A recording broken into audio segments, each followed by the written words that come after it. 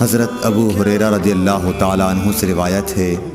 انہوں نے کہا کہ نبی کریم صلی اللہ علیہ وسلم نے فرمایا کہ منافقوں پر فجر اور عشاء کی نماز سے زیادہ